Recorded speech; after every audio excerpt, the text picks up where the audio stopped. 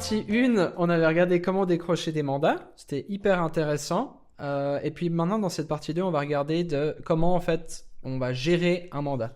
On est toujours accompagné de Camille et de John et bien sûr de Will comme d'habitude. Bien sûr. Donc là, on a pitché le client, on a le mandat. Maintenant, c'est quoi les étapes pour réussir un mandat artistique ou un événement ou voilà.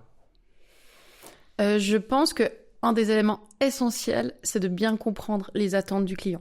Parce que parfois, entre ce qu'ils te disent, en fait, ou ce qu'ils ont mis dans leur brief, et ce qu'ils attendent vraiment, en fait, il y a une grosse différence. Donc, d'aller voir le client, de lui poser les bonnes questions, ça te permet de vraiment comprendre ce qu'il attend. Parce que vraiment, des fois, entre la formulation qu'on t'a donnée et en fait, ce qu'ils attendent à la fin, c'est pas tout à fait la même chose. Et d'aller discuter, et avec l'expérience, c'est clair, t'apprends à poser les bonnes questions, tu comprends vraiment quelles sont leurs attentes. Parce que, en fait, ton projet ne sera jamais réussi si tu rencontres pas les attentes des clients. Parce que, c'est ce qu'ils s'attendent. Enfin, voilà, ils s'attendent à ça. Et en fait, tu leur délivres un autre truc et ils sont un peu là, OK, c'est pas ce que je voulais. Mais en fait, c'est parce qu'on s'est mal compris. Bien sûr. Donc ça, je pense que c'est hyper important. C'est vraiment, OK, maintenant vous m'avez pitché, j'ai décroché le mandat, on se voit. Et on pose des questions, beaucoup de questions. Chercher l'information, moi je pense que il faut être proactif. Il faut être proactif à chercher l'information qu'on n'a pas. Et puis moi j'ai remarqué, ce que je fais beaucoup, c'est que puisque je suis dans un univers visuel, je demande une référence. Je leur dis, mais c'est quoi? Enfin, je veux dire, le client, il a toujours vu un truc sur Instagram, une série Netflix, peu importe, où il s'est dit, mais c'est ça qu'on va copier. Clairement. Et du coup, je lui dis, mais donne-moi ça. Comme ça, je vais tilter, je vais comprendre tout de suite. Et ça, je le fais souvent. Et je fais souvent une petite feuille de brief assez complète. Les classiques, hein, le message, votre public cible, machin. Et après, je lui dis, c'est quoi la référence? Et des fois, ça les force à se poser les questions, en fait. Qui sont pas posées, en fait, parce qu'ils ont dit non, on aimerait un film d'entreprise. Voilà. Ouais, exactement. OK, fine. Mais, and so what? Enfin, genre, comme tu dis, à qui on s'adresse, quel message on veut faire passer. Et aussi, des fois, il y a les réalités, hein. Des fois, ça s'arrête au niveau du pitch à cause de ça. On aimerait un film comme ci, comme ça, nanana, mais en fait, on a 5 000 francs de budget. Alors, j'allais en venir à ça parce que souvent, ce que je reçois, c'est une pub Coca-Cola ou un truc où tu fais, 1 million, 1,5, tu vois, avec une star, et tu fais un peu genre. Ils disent, on a 5 000 francs. Je sais pas, ouais. Mais alors, on va revoir au bureau. Mais nous, ça nous est arrivé de répondre à un pitch. On l'a fait dernièrement. On l'a pas eu, hein, mais parce que on était là, en fait, entre le budget que vous avez et ce que vous voulez, ça ne marche pas. Par contre, on vous propose autre chose. Et ça vaut la peine de proposer. Ou des fois, t'as gagné le pitch, mais finalement, tu vas pas tout à fait faire ce que t'as gagné parce que, en fait, tu te rends compte que soit les attentes sont pas exactement ce qu'ils voulaient, ou en fait, que tu peux twister un peu le truc et faire autre chose. Donc des fois, ça vaut la peine. Ou alors des fois, tu vas faire exactement ce qu'ils ont voulu parce que, en gros, tu sens aussi. Du côté du client, des fois, tu as affaire à des gens qui ont vraiment l'expérience. Donc, ils savent exactement ce qu'ils doivent te dire, ce qu'ils veulent, qui vont te donner des bonnes références où tu vas dire, OK, ça c'est cool, etc. Enfin, nous, on le voit, ça peut être des références, effectivement, de films, de visuels qu'on veut, mais des fois, juste pour la couleur, quoi. Déjà, se mettre d'accord sur un univers qu'ils aimeraient, et t'es un peu là, OK, envoyez-moi des références. Je pense qu'il faut capter quel type de client t'as en face. Il y a un client qui veut exactement... il a son idée en tête, il veut exactement ça, et là, c'est pas la peine de se battre. Et il y a un client qui veut du conseil. Et le client qui veut du conseil, et là, c'est là où toi, t'apportes une vraie plus-value, et où tu te positionnes, et c'est là que la relation s'installe et se construit. Donc, je pense que les clients qui demandent du conseil, c'est super intéressant. Les autres, moi, enfin, ça, c'est business, je pense, vous aussi. Des fois, j'oscille en me disant, ce serait tellement plus facile de me dire, OK, je suis pas du tout dans la phase créative. Moi, je suis une agence de production, je fais de la prod, vous m'appelez, vous me dites, je viens à 8h, je filme, quoi. Des fois, j'en rêve, et je me dis, ma vie serait tellement plus simple. Au lieu de me dire, non, en fait, ce qu'on va client, faire, il arrive avec cette idée, mais je vais amener un twist, ce serait plus intéressant. Puis moi, personnellement, j'ai envie de développer cet aspect-là de mon image et tout, donc je vais faire un truc un peu qui va dans le sens de ce que moi j'ai envie de faire, et puis essayer d'orienter le client vers ça. Et puis des fois, en fait, ça te demande une charge de travail. Mais je pense que ça, c'est aussi un travers que tu as parce que tu as une formation de DA et que tu as bossé comme DA. Parce que c'est vrai que nous, on a peut-être des fois moins ce côté de la DA qui nous est demandé et qu'on va mettre en avant, on va dire. Mais du coup, ça pose des autres problèmes. Vous parliez de ça, puis ça me rappelle un truc que François t'a fait il y a quelques temps, là, il y a quelques jours ou quelques semaines, où tu devais faire des interviews de gens et puis on t'a envoyé un teaser de Mission Impossible. Ouais, alors ça, c'est un truc de malade. Donc, je reçois une demande où justement, on me demande de faire... donc, on me dit, il faudrait venir shooter ici, il faudrait qu'on fasse 2-3 interviews et tout. Et puis, je vous envoie la référence et c'est dans le style trailer Mission Impossible. Et puis, moi, je me dis, ok, je peux comprendre un peu le dynamisme et tout ça. Je clique sur la référence et en fait, c'est le trailer de Mission Impossible. Sauf le trailer de Mission Impossible, je sais pas si vous l'avez vu, mais c'est Tom Cruise sur une moto qui saute d'une montagne en parachute, tout ça. Et du coup, on en rigolait un petit peu parce que c'est chou, tu vois. Il y a un côté aussi, la personne, elle sait pas, tu vois, donc c'est chou. Mais c'est la première fois que je disais à mes collègues que, en fait, j'écrivais un mail où dans ce mail, même moi, j'y croyais pas ce que j'étais en train d'écrire. J'écrivais vraiment. Alors, on va pas pouvoir faire. Je lui ai dit genre, au niveau dynamisme, on va pouvoir avoir quelque chose de semblable. Maintenant, comme c'est un film de fiction avec des cascadeurs, des acteurs, on n'aura pas du tout le même résultat. Du visuel. Tu vois, non, mais, en fait, tu vois comment t'expliques ça? Moi, il m'a fallu, je pense, une journée avant de pouvoir répondre. J'étais là. À quel moment on t'appelle pour des interviews et tu dois faire un trailer de Mission Impossible, tu vois? C'est et du coup, t'as fait quoi? Mais du coup, on a fait. Il a bougé la cam pendant l'interview. Non, mais du coup, en fait, j'ai un peu traduit ça et puis c'était un peu ces fameuses interviews un peu à la Netflix. Tu vois, un petit peu ces documentaires Netflix, il y a une patte assez. Tu sais, il y a un gars qui dit, tu vois, je sais pas si vous avez vu Drive to Survive de Formule 1 ou comme ça. C'est un mec, lumière très juste sur lui, très sombre autour de lui, il dit un truc, puis après, boum. Il y a des trucs comme ça, voilà. Des trucs de garçon, Camille. C'est ça. D'accord. Mais non, je l'ai vu d'abord, alors, tu vois. N'importe quoi. Peut-être dans un aspect plus technique, vous établissez comment un budget? Enfin, plutôt, je retourne ma question, c'est quels aspects essentiels vous devez prendre en compte pour un budget? Ça dépend. Ça dépend. Ouais, en tout cas, dans notre cas, en plus, on traite tellement de choses différentes. Enfin, une stratégie de com, du graphisme, des relations médias ou un événement, c'est totalement différent. Je pense que c'est une fois que tu as bien posé les besoins, c'est l'expérience là aussi aide beaucoup, mais c'est de savoir exactement tout ce dont tu as besoin. Je dirais que c'est différent. Quand c'est du graphisme, tu dis ok, on doit faire une brochure, est-ce qu'on doit faire des photos, est-ce qu'il faut qu'on compte en photographe ou pas. Enfin, c'est vraiment essayer de penser au projet dans son ensemble de A à Z pour ne rien oublier, pour vraiment avoir tous les points qui sont couverts, avoir posé les bonnes questions, parce que il y a des fois des clients qui te fournissent des images déjà, des fois tu dois aller, ils y ont pas pensé, donc après ils sont la banque d'images ou pas, enfin etc. C'est vraiment essayer de voir de visualiser le projet dans son ensemble, essayer de penser à tout, ce qui de nouveau avec l'expérience t'oublies plus certains aspects.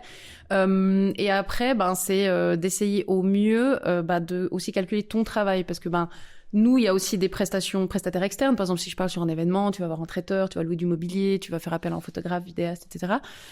Et après, c'est de aussi bien valoriser, bien compter ton travail, en fait, les heures que ça va te prendre. Et ce qui est souvent très dur, parce que tu essayes de compter au plus juste. Et puis, tu veux être correct par rapport aux heures que tu vas faire. Mais voilà, et des fois, tu sous-estimes, même après des années d'expérience, des fois, tu sous-estimes certaines parties. Complètement. Moi, je dirais que... Ouais, il y a vraiment cette partie où moi, on m'appelle pour une journée de shooting. Et au début, quand t'es novice, tu dis, une journée de shooting, voilà. C'est temps, voilà, ça c'est ma journée. Alors, je la facture entre, 700 et 1300 francs. Et puis voilà. Et puis après, tu te rends compte qu'en fait, il faut faire un pré-production meeting, qu'il faut préparer ton matériel le soir, qu'il faut le ranger, qu'il faut peut-être aller louer un truc à Genève. Faire un repérage, que le client, il a encore plein de questions. Donc ça, moi, je dirais, c'est essayer de se dire, en fait, oui, dans mon tarif, en tout cas, si le client, tu fais apparaître qu'une ligne qui est journée de shooting, il faut que tu arrives à te compter ça. Et après, quand tu commences à faire de la pré-production puis de la conception, il faut vraiment intégrer ça dans ton budget. Ouais. Et si tu as fait un pitch, moi, je refacture clairement les heures de conception du pitch. Si je gagne le pitch, clairement, il y a un paragraphe qui s'appelle conception et je remets, 5 000, 15 000 balles pour l'idée puis le développement de l'idée, parce que sinon, ça fait aucun sens, quoi. Et je dirais ça. Et puis après, j'ai perdu le fil. C'était pour être le plus juste. Ah oui, c'est anticiper les si. Les si. s'il se passe ça, si tu vois, et puis anticiper les demandes clients. Alors ça, c'est aller chercher de l'information, mais un client il va nous dire on veut une vidéo, mais tu sais très bien qu'en fait il va te dire après on voudrait la poster aussi sur Instagram, il nous faudra en 9/16. Ah puis si on la poste en 9/16, ça veut dire qu'il faut des sous-titres. Et puis, du coup, toi, si t'as dit, je fais mon film, je le fais pour tel budget, t'as déjà signé le budget, puis le client te dit, on fait la déclinaison. Alors oui, tu vas lui dire, elle va coûter ça en plus, mais c'est toujours mieux d'avoir déjà dans ton budget la petite truc en option, la déclinaison 9/16, si vous voulez les sous-titres, ça va coûter ça. Comme ça, il n'y a pas il n'y a pas le truc, mais je pensais qu'en fait, c'était évident pour moi qu'il y avait une déclinaison dans ce format, tu vois. Voilà, ou préciser des fois ce qui n'est pas inclus non plus. C'est aussi bien des fois de alors mettre. Maintenant, je fais l'inverse, je fais en option. Comme en ça, option, c'est clair que c'est pas inclus, mais le client peut se dire, tiens, c'est vrai que. Puis je conseille, souvent, je dis, écoutez. Pensez à prendre ça. Enfin, ça revient à ce qu'on disait au début, c'est, vous voulez le diffuser où? C'est quoi votre message? Si les gens, ils me disent, on veut le diffuser sur Insta, je dis, bon, de toute façon, vous voulez une version 9/16. Mais est-ce que vous voulez aussi la version télé? Parce que est-ce que vous avez un écran dans votre salle d'attente où vous voulez mettre votre truc? Et voilà. Et option, 16/9, bam. Là, tu évoquais un truc assez intéressant. Tu disais, voilà, la conception, je mets 15 000 balles, 10 000 balles là-dessus.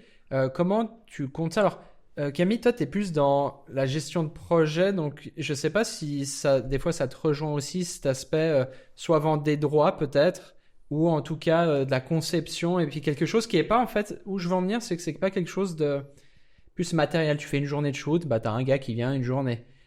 Comment tu vas compter ça fait partie du boulot. Enfin, nous, ça fait partie de notre boulot. Enfin, c'est notre plus-value, justement. C'est le concept qu'on va, même pour un événement, c'est le concept qu'on va te proposer pour ton événement, pour aller au-delà de juste poser des tables hautes et tes petits fours. Alors, enfin, tu vois, c'est aussi de valoriser tout le concept de ton événement, la façon dont tu reçois les gens, peut-être que tu décides de faire un peu les choses différemment, ou le lieu que tu vas trouver. Et ça a une valeur ajoutée aussi. Et pour tous les aspects, quand on fait du graphisme pur, enfin quand tu dois créer une identité, créer un univers graphique, finalement c'est de la création, donc tu dois le valoriser. Et ça c'est hyper important. Et des fois tu as tendance à faire à pas le valoriser. Et au contraire, parce qu'en fait ils viennent te chercher pour ça. C'est ça qui devrait être cher dans ton offre. Moi, je fais clairement une flat rate, parce que je pense qu'à l'heure, c'est pas du tout juste. En fait, c'est là où je voulais en venir. C'est ça. Tu peux pas le faire à l'heure. Tu peux pas le faire à l'heure, parce que je veux dire, c'est une idée. Peut-être que tu vois, t'as brainstormé à midi avec ton collègue. Peut-être que t'as eu le déclic en regardant une série le soir Netflix. Et puis en fait, pour moi, c'est toi, c'est ton savoir-faire, c'est tes années d'expérience, c'est enfin, je veux dire, c'est tout ce que tu as appris durant toute ta vie. Donc, au final, moi, je fais un tarif. Alors après, ça dépend du projet. Si c'est un projet à 10 000 francs, je vais me dire, OK, la conception, j'essaie de mettre 2 000 francs.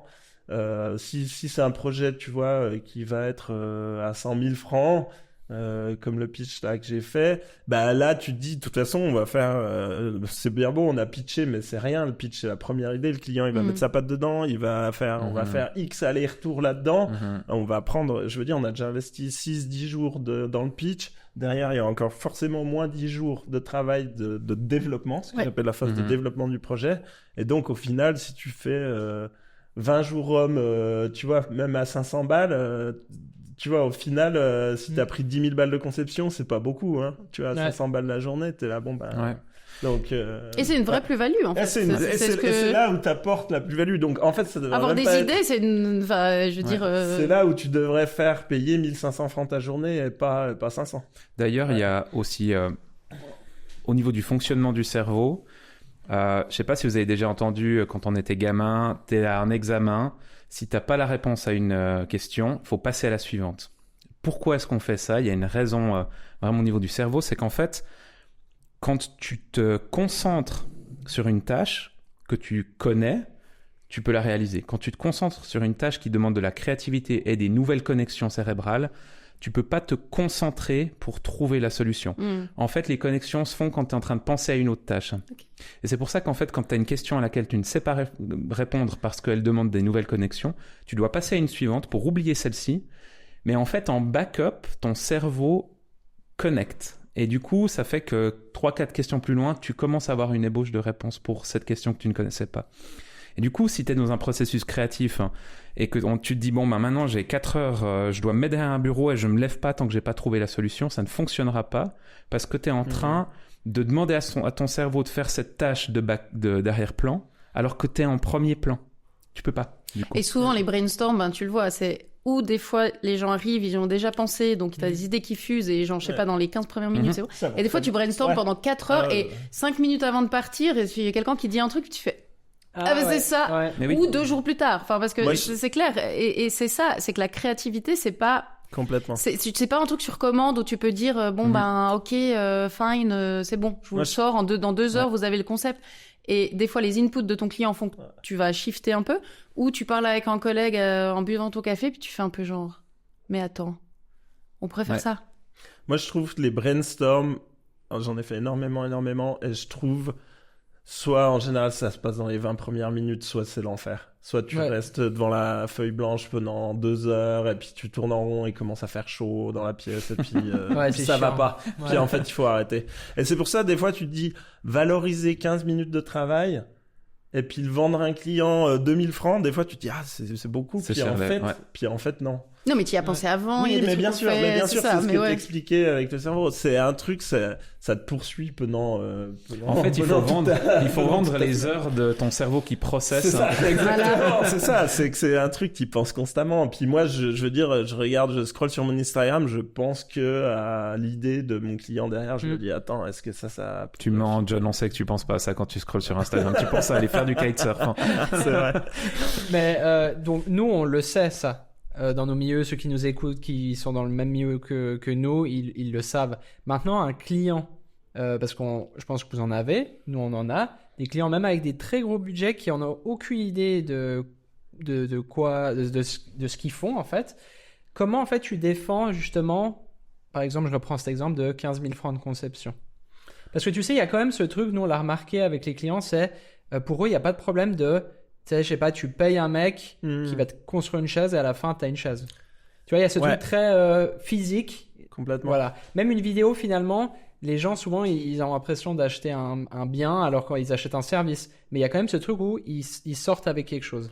Une conception, c'est quand même plus abstrait, j'ai l'impression, pour le client. Des fois, il va te poser des questions. Comment tu gères ça ? Ouais, alors moi, j'essaie de le valoriser avec des délivrables. C'est-à-dire, dans ma conception, j'essaie de dire, OK, dans ce prix-là, vous avez une PPM, donc un pré-production meeting de 2 heures. Ok, donc ils savent que je me rends physiquement chez eux sur place, qu'on va se voir. Après, je dis à la fin de la conception, vous avez un PDF qui intègre un synopsis, un découpage des scènes et une shotlist. Donc ça, c'est un travail, c'est un PDF, ça m'a pas pris, je le fais pas par magie, quoi. Du coup, ça m'a pris du temps. Après, je vais dire, il y a le développement. Donc, on va faire un meeting avec vous, on va reparler de l'idée et puis développer l'idée. Donc, j'essaye de mettre, comme tu dis, des choses physiques derrière ce truc. Ouais, c'est de dire, tu fais des recherches, tu fais des moodboards, ça, c'est du temps, en fait. C'est pas... Ça peut être un scénario, un storyboard. Ouais. Et tu vois, un storyboard, tu dis, bah voilà, vous aurez un storyboard illustré.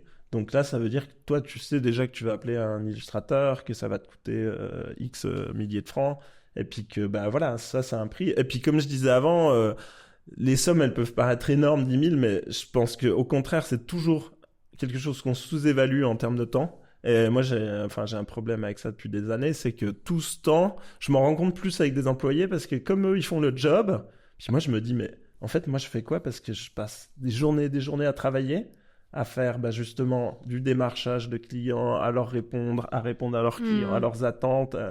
Comme tu vois, quand tu es en freelance, t'as pas d'account manager comme Camille. Et puis du coup, tu te dis, ce boulot d'account manager, si t'es une boîte, t'es 20, tu le vends, mais quand t'es tout seul, t'as tendance à pas le vendre. Et ça, il faut faire hyper attention. Mais même nous, des fois, on oublie. La gestion de projet, on oublie de la mettre et en fait, on est là. Mais en fait, c'est à valoriser.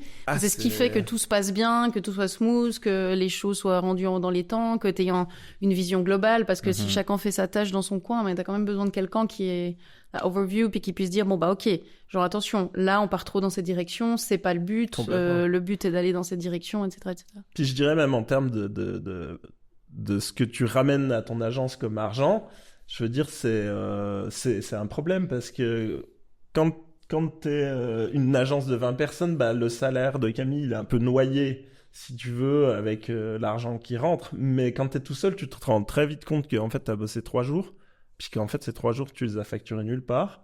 Puis t'es là, ah ouais, mais en fait, ce shooting, je le fais facturer une journée, puis en fait, ça fait 3 jours que je fais de la pré-prod. Ouais. On parle souvent donc moins de l'aspect financier, mais on parle souvent du client est roi. On en a déjà parlé plusieurs fois dans d'autres podcasts. Bien sûr, c'est lui qui a avec l'argent, etc. Voilà. Vous, comment vous fixez des limites, des barrières un petit peu par rapport à ça? Déjà, est-ce que vous êtes d'accord avec cette phrase que le client est roi?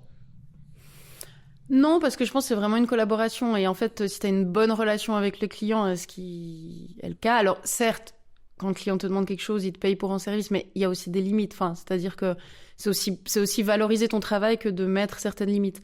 Mais comme c'est aussi entre guillemets travailler la relation que de rendre service et de pas tout ramener toujours à tu m'as demandé ça donc je te facture ça. Je pense qu'il faut trouver ce juste milieu, mais ça doit être une relation de confiance. C'est que si ton client il a toujours l'impression qu'en fait tu vas lui facturer le moindre truc qu'il te demande ou que tu vas le tordre parce que tu vas lui mettre plus d'heures que enfin il y a pas de confiance. Donc en fait il y a au bout d'un moment je pense que soit c'est que ça matche pas, mais ça peut, des fois ça matche pas. Soit il faut passer à un autre projet ou autre. Je pense que ça donne pas tous les droits aux clients, même si, enfin comme ça te donne pas tous les droits parce que tu vas au restaurant, c'est pas parce que tu payes ton plat que t'as tous les droits envers la personne qui te le sert ou sur la façon dont tu traites le personnel dans le restaurant. Enfin pour moi c'est vraiment relation de confiance. Et des fois on dit il faut protéger les clients d'eux-mêmes. C'est que des fois il y a des des fois c'est de dire attention en fait là ce que vous me demandez et le résultat que vous attendez ou le budget que vous avez ça va pas marcher en fait et de pas promettre non plus n'importe quoi parce que c'est clair qu'après si tu dis oui aucun problème on va vous faire le trailer de Mission Impossible mais qu'en fait ils ont ni le budget ni en fait c'est pas le but parce qu'ils vont faire des interviews donc tu fais un peu non c'est aussi je pense de bien expliquer ce qu'on va faire et de fois d'arrêter avant que ou de mettre un petit stop en dire on se voit on discute de vraiment et je pense si tu mets bien en place si tu discutes bien des attentes tu t'évites pas mal ce genre de problème et après et c'est hyper dur parce que moi je suis très très mauvaise à ça il faut savoir dire non des fois il faut savoir dire en fait, là, ça sort du cadre du mandat que vous nous avez confié.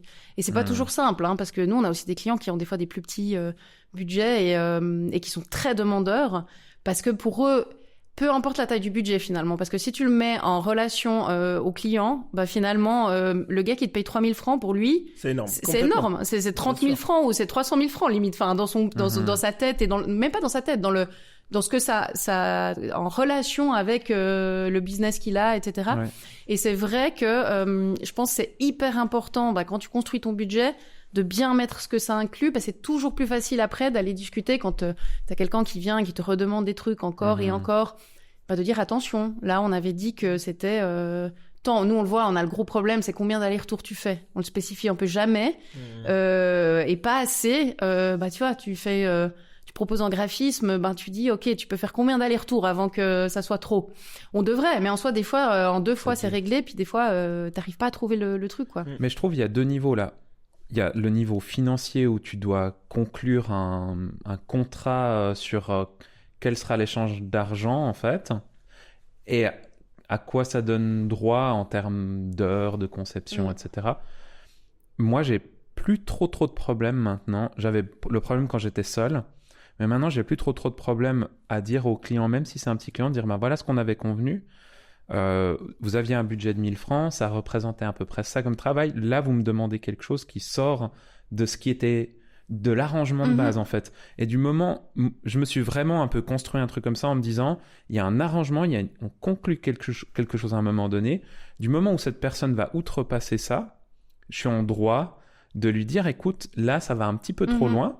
Donc, soit on recrée une offre pour un complément, soit on s'arrête là. Oui. Et puis, on en avait déjà discuté en off de ça aussi, ce que tu dis là, c'est qu'il y a l'aspect où tu as des employés. Et voilà. Du coup, et puis tu t'en parlais un peu avant, John, c'est que c'est plus toi et toi seul. C'est pas moi qui perds 15 heures en fait. C'est ça, c'est que derrière, tu as des employés, tu as une équipe, et puis en fait, ça représente qu'il y a un mec qui va s'arrêter. Moi, on m'a demandé là dernièrement de faire un geste commercial, puis de faire une vidéo gratuite. du coup, je lui ai écrit au client. J'ai dit, c'est pas un client, on se connaît bien, etc. Et je lui ai dit, mais en fait, et puis surtout, ils ont pas besoin de geste commercial, tu vois. Ils ont de l'argent. Mais il me dit, il me demande ça, et puis moi, je lui ai dit clairement, bah, je suis pas sûr que ma collègue est d'accord de travailler sur ses heures, sur son congé. Tu vois, typiquement, pour un peu ce truc de, bah, en fait, ça représente ça, tu vois. Puis après, il a direct compris, il a dit, ah non, mais c'est clair et tout. Ça représente qu'il y a des gens, en fait, c'est-à-dire que, enfin, je sais pas comment trop expliquer, mais il y a une importance qui est, je trouve, qui est quand même différente. Ça engage d'autres gens. Après, ça Complètement. ferme pas la porte à si nous on a envie d'offrir quelque chose C'est en ça, plus, exactement, ouais. un service, etc. Parce qu'on sait que c'est aussi une plus-value, Bien sûr. mais en fait qu'il n'y a pas d'exigence possible du client. Je sais pas comment dire. En Ouais. fait, t'es un peu.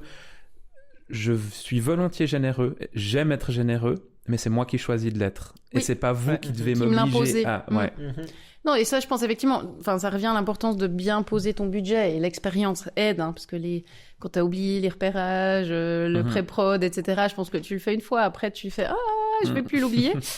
C'est de vraiment bien le poser, parce qu'après aussi, c'est une fois que le client a l'offre, tu peux vraiment la reprendre comme base en disant, bah, c'était pas c'était pas inclus. Si t'as quelqu'un qui est très, parce que la plupart des gens, honnêtement, si tu leur dis, bah, en fait, c'était pas prévu dans l'offre, ils vont pas discuter. Et ceux qui regarderaient à la virgule près, bah, tu peux leur dire, bah voilà. Dans Mhm. l'offre, moi, je vous ai proposé ça, ça et ça incluait ça, ça et ça. Mhm. Donc ça sort du mandat. Par contre, on peut trouver un arrangement et on le fait, ça nous demande X heures en plus.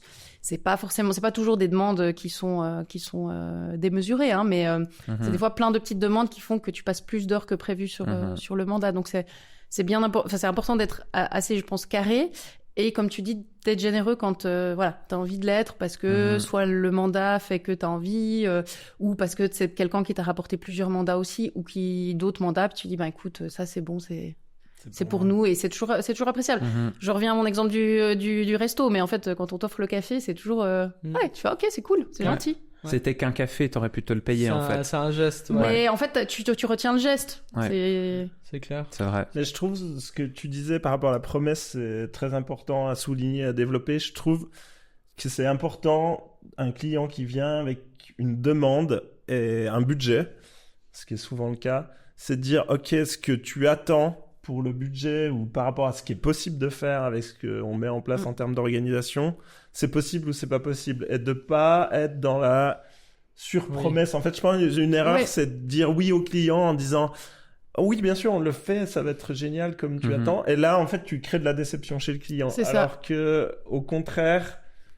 là, c'est là où tu dois intervenir et dire, OK, pour ce prix-là, croyez-moi, bah, si je prends un événement, on a besoin d'être trois caméramans parce qu'il en faut un au départ, un à l'arrivée, un sur la course. Et puis, on pourra pas... Tu vois, tu pourras pas couvrir la course si t'es tout seul. Et Ouais. puis ça, c'est quelque chose, des fois, il faut simplement l'expliquer. Mhm. Et puis dire, bah alors vous avez l'option, soit je le fais seul avec votre budget, mais vous savez que il y aura pas l'arrivée du premier, il y aura pas, voilà. Mhm. Soit on embauche un deuxième cameraman, un troisième, et puis là vous savez qu'on arrive à Vous aurez tout le couvrir. résultat. Ouais. Donc ça c'est super important, je trouve, quand tu fais ton offre.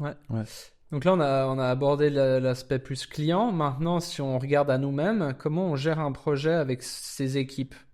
Comment est-ce qu'on manage ses équipes? Alors, Camille, toi, tu as une grande équipe. John, tu as... Toute petite. Non, mais tu as une plus petite équipe. Et Ouais. puis, avant, tu étais tout seul. Donc... Puis des fois, tu prends... Toi aussi, ce qui est intéressant, c'est que tu prends des gens à l'extérieur. Bon, Camille aussi. Mais comment tu gères un peu tout cet écosystème entre les gens à l'interne, les gens à l'externe que vous appelez? Ouais, c'est compliqué alors, sans se mentir. Ça, je découvre et je suis pas encore expérimenté. J'ai des calendriers partagés avec tout le monde. J'essaye d'organiser au mieux pour tout le monde, mais ouais, des fois on est rattrapé par le temps. Mais comment j'organise Ou c'est quoi? Ou peut-être pas forcément organisé, mais c'est quoi les difficultés selon toi? Les choses à faire attention? Ouais, bah alors c'est la même chose qu'avec un client. En fait, c'est que toi, moi j'ai une idée souvent très précise en tête, puis j'ai envie que les gens fassent exactement comme je veux, tu vois, mes collaborateurs. Et des fois, en fait, je leur explique mal, et c'est ma faute. La plupart du temps, et ils pigent pas vite, et ça m'agace. Mais c'est un peu comme le client, c'est qu'il faut prendre le temps de dire voilà, ça c'est le message, il faut reprendre tout ce que t'as expliqué le client, bah il faut reprendre le temps de l'expliquer à ton collaborateur, il n'était pas forcément là à la réunion, il faut reprendre le temps de lui montrer des références. en plus de celle du client, de dire, voilà, moi, ce que j'ai en tête par rapport à ça, c'est cette référence. Beaucoup parlé. Moi, je trouve que, tu vois, avec Jimmy, là, ça fait 2 ans, presque 3 qu'on bosse ensemble. C'est super fluide maintenant, ça roule à fond, mais je sais qu'il faut 1 an pour embarquer quelqu'un dans ton style de photo, de production, lui faire comprendre que t'aimes bien, je sais pas, t'aimes bien overexposer, t'aimes bien, moi j'aime bien les trucs contrastés, j'aime bien qu'il mette plus de contraste que ce que lui ferait, tu vois, il le sait maintenant, donc il le fait avant que je lui demande. Et des petites choses comme ça, mais ça c'est du temps que tu passes avec tes collaborateurs. Et puis, moi, je fais énormément. Alors, pour revenir à l'épisode 1, vite fait, je fais énormément de débriefs. Pour le coup, je le fais pas avec les clients, mais je le fais. Alors, avec l'équipe, on le fait en permanence. Et on cherche toujours à se dire qu'est-ce qui a merdé, qu'est-ce qu'on peut faire mieux la prochaine fois. Il faut ce qu'on parlait en off juste avant, et de se dire ok, la prochaine fois, mais j'aborde pas du tout ce problème comme ça. Je le fais complètement différemment, quoi. Ouais, je pense comme tu dis, c'est vraiment communiquer, quoi. C'est essayer. Alors, je dis pas que je le fais toujours bien. Je pense que des fois on est dans le rush et t'as pas le temps de bien expliquer ce qu'il faut. Ou alors il y a un truc, moi c'est dans ma tête. C'est tellement clair que j'ai l'impression que c'est hyper clair pour les gens. Puis je suis un peu là. Ah non, en fait, faudrait que tu viennes dans mon cerveau. En fait, ça serait plus simple comme ça. Donc c'est clair. Il faut essayer. C'est hyper important les plannings quand t'as des prestataires externes qui sachent où ils doivent aller. Et des fois on le merde, des fois le matin même tu fais pardon, j'ai oublié de te dire qu'en fait il y a pas de place de parc devant. Ça arrive encore, mais tout ça c'est des choses que t'apprends à anticiper, mais c'est vraiment, je pense, communiquer, que les gens, des fois ce qu'on a tendance à faire c'est trop ok, toi je t'ai pris pour cette mission donc je te parle que de ça. Des fois c'est bien de donner je pense quand on bosse avec vous c'est quand même un peu important que vous sachiez grosso modo le global du projet, en fait, parce que si vous avez qu'une idée que un truc, en fait ça veut un peu rien dire. C'est genre ok, puis après t'arrives sur place puis on te fait ah non mais il y a aussi ça. T'es un peu là ah ok, je pensais que c'était juste genre je sais pas une conférence, mais non, en fait il y a des ateliers à côté, il y a ci, il y a ça. Donc je pense c'est toujours bien de donner aux gens du contexte, déjà sur le client, l'historique peut-être que t'as avec le client, et puis du projet dans son ensemble. Parce que des fois moi c'est des projets que j'ai déjà fait plusieurs années, donc c'est hyper clair pour moi, je sais tout à fait, et j'oublie des fois non, en fait toi tu débarques, tu sais pas tout l'historique qu'il y a derrière et en quoi consiste cet événement, ce projet, et c'est bien de dire et même les prestataires de leur donner un petit peu plus de à qui ils vont avoir affaire, qui sont les gens qui viennent, comment, quoi, enfin donner un tout petit peu plus de contexte. Je dis pas que je le fais toujours juste, mais c'est vraiment d'essayer de donner ça, et puis d'essayer de faire des points et de dire quand il y a trop, des fois, parce que voilà, il y a des périodes, on fait tous des métiers où des fois il y a beaucoup, de dire, tirer la sonnette d'alarme. Alors c'est bien d'essayer de l'anticiper, mais des fois c'est de dire, faut pas hésiter à venir, viens me voir et dis-moi là il y a trop. Alors oui, le mieux ça serait de pouvoir toi anticiper puis dire non mais là je sens qu'il y a trop, mais des fois voilà, t'es dans le rush et que les gens te disent non mais là en fait ça va pas, en fait j'arrive pas à gérer tout ça. Ok, fine, on va trouver des solutions. Les deux, mais les trois même, vous avez beaucoup d'années d'expérience derrière vous dans ce domaine. C'est quoi un peu le conseil ou les conseils que vous pouvez donner à quelqu'un qui nous écoute ou qui nous regarde et qui veut se lancer ou qui s'est déjà lancé mais qui a moins d'expérience que vous? Surtout, fais pas cette erreur. Ne te lance pas. Fuis le plus loin possible de ce métier et barre-toi. Non, c'est pas vrai. Non, moi je trouve... Des fois, je vois des gens qui travaillent typiquement avec des calendriers papier, ça me dépasse. J'adore. En fait, là, tu te tires. Il faut. Enfin, moi, je trouve, tu vois, typiquement les budgets, les trucs. Enfin, il faut informatiser tout ça. Il y a des trucs. Il faut tout ce qui peut être fait vite et puis pas perdre d'informations avec tes collaborateurs. Je veux dire, les calendriers partagés. Moi, typiquement, dans le calendrier, justement, dès que j'ai les infos du client, j'envoie pas un mail à mon collaborateur, je le mets dans le rendez-vous de son calendrier. Donc, toutes les infos, elles sont dans le rendez-vous. Comme ça, on n'a pas des mails qui traînent avec les heures. Comme ça, 15 jours après, il sait que, ah, mais oui, c'est vrai, c'est ce truc, c'était à 15 heures, c'est déjà dans son calendrier. Il y a déjà toutes les infos du brief dans le calendrier. Donc, moi, je fais le maximum qu'on peut, on fait. Et j'évite la surcommunication via WhatsApp et via email qui me rendent fou.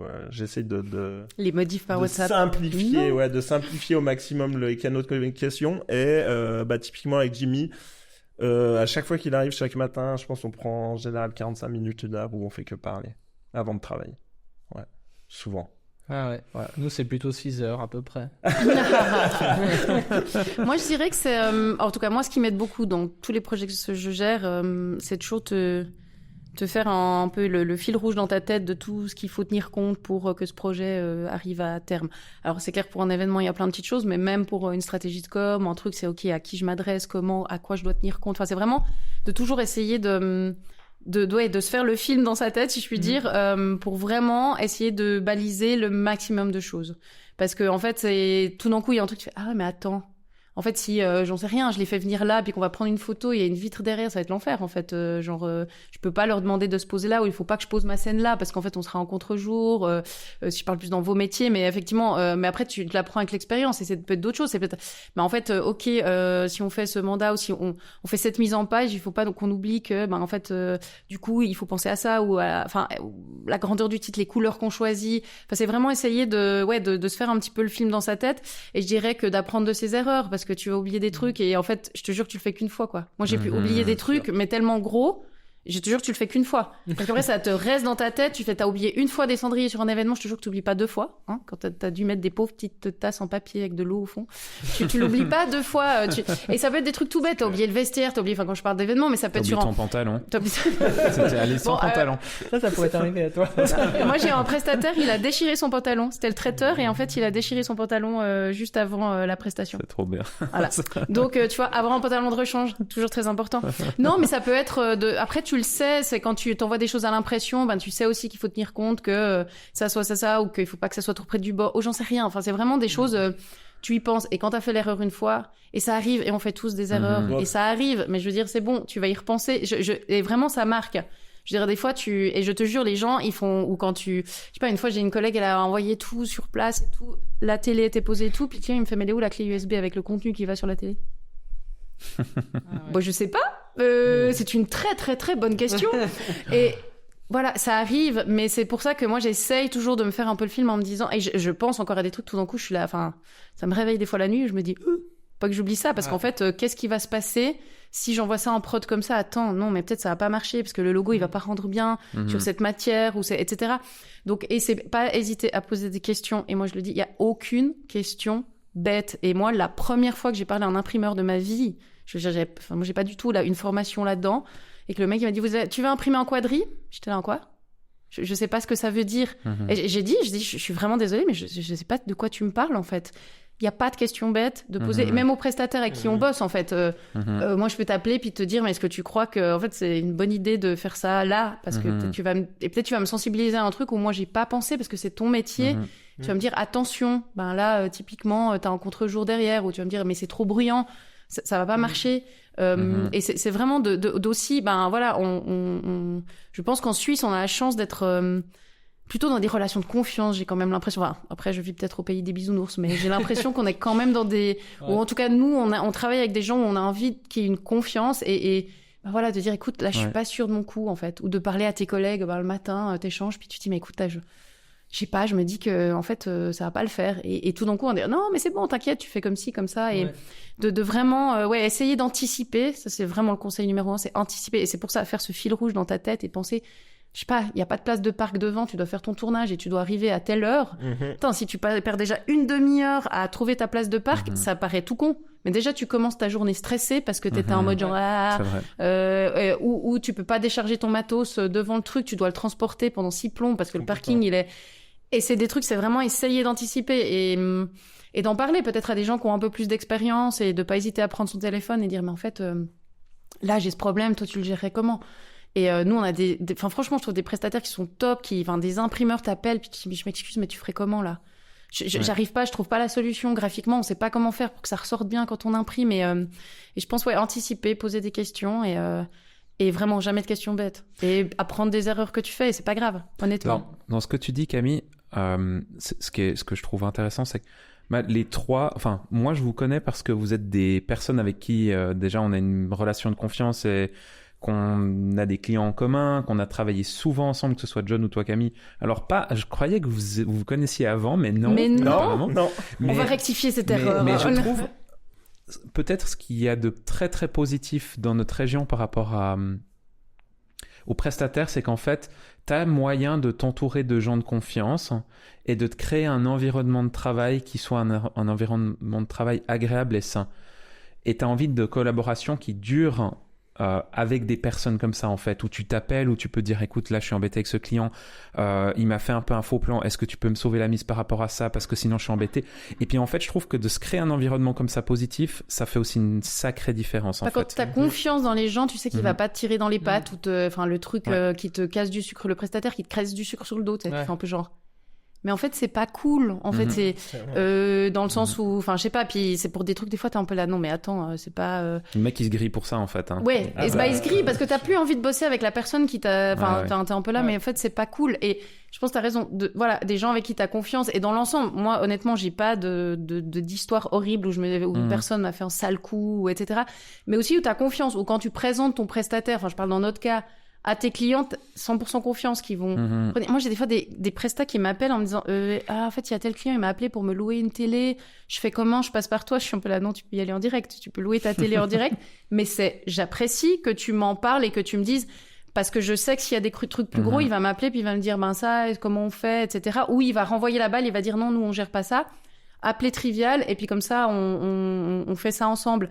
Et puis des fois, c'est ok, c'est cool, ça passe. Vraiment, moi, j'arrête pas de dire, il y a vraiment du boulot pour tout le monde. On a de la chance d'être dans une région qui est aussi hyper active. Il y a beaucoup de choses qui se passent. On a vraiment une chance vraiment incroyable. C'est une région hyper dynamique. Il se passe beaucoup de choses. Et je pense que si tu fais bien ton boulot, il y a du boulot pour tout le monde. Ouais. Et moi, c'est clair, les gens avec qui j'ai eu une mauvaise expérience en presta où ça s'est mal passé parce que voilà, le gars est arrivé en retard ou je sais pas, une fois j'avais un gars, t'as un train qui arrivait, donc l'événement en gros t'avais pas le choix, c'était le train qui arrivait quand on rentrait en gare et le gars était bloqué dans les bouchons pour me dérouler mon tapis rouge pour l'événement. Puis tu fais un peu genre. En fait, c'est-à-dire que ça arrive, les tuiles. Ça arrive. Mais c'est-à-dire que en fait, t'aurais dû anticiper ça parce que en fait, c'est le truc. C'est pas grave, de nouveau, il y a pas mort d'homme si on n'a pas notre tapis rouge sur notre événement. Mais je vais quand même devoir expliquer à mon client que t'es bloqué dans les bouchons alors que tu savais depuis des mois que l'événement avait lieu à 1 heure de pointe et que voilà. Donc c'est clair que ça entame la confiance. Tandis que quand t'as des gens qui de base te posent la question typiquement, il y a une place de parc devant parce qu'en fait je vais devoir, je sais pas, on doit changer de lieu pendant l'événement, on a peu de temps. Est-ce que on peut organiser ça? Déjà tu remercies, t'es là putain, j'y avais pas pensé, merci. Qui te font penser et qui ne sont pas là en train de te dire je suis vraiment désolée mais il m'avait pas dit qu'il y avait pas de place de parc donc c'est pour ça que je suis en retard donc il faut aller vous plaindre auprès de Camille parce que tu vois on tire tous à la même corde en fait. Si le projet qu'on fait il marche en fait tout le monde va en tirer les bénéfices et vraiment moi comme tu dis moi j'ai envie de bosser avec des prestataires avec qui j'ai plaisir. Je veux dire c'est pas on fait tous des jobs relativement stressants où voilà il y a beaucoup d'attentes. Si en plus tu peux avoir du plaisir à être sur le projet ensemble, c'est tout bénef. Moi le matin j'ai du plaisir à faire ce que je fais. Alors oui il y a des parties de job, comme tout le monde, il y a des choses qu'on aime plus faire que d'autres, mais j'ai du plaisir à bosser avec les prestataires avec qui je bosse et ça te donne envie. Ça n'empêche pas de donner de la place à des nouveaux qui te proposent d'autres choses, parce que des fois t'as besoin d'un savoir spécifique ou que t'as envie de tester autre chose. Il y a tout à fait la place pour ça et si ça se passe bien, ça fait partie des gens avec qui c'est un environnement sain. Je pense que ça c'est vraiment hyper important. Confiance. Si t'as pas confiance dans les gens avec qui tu bosses, même à l'interne, si t'as pas confiance dans les gens avec qui tu travailles, tes collaborateurs, c'est pas possible. Tu peux pas faire du bon boulot si t'as pas confiance. Ça, c'était des super clés. T'as quelque chose à rajouter, Jonathan? Non, ça va. Ça va, François. Jonathan. Et franchement, c'était parfait pour conclure. C'était un très beau podcast. Merci beaucoup. Encore une fois à vous deux.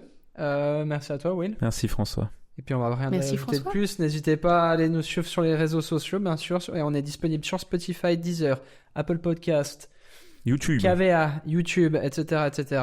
Donc n'hésitez pas à y faire un petit tour. On se dit à la semaine prochaine. Portez-vous bien. Ciao, ciao. Ciao, ciao.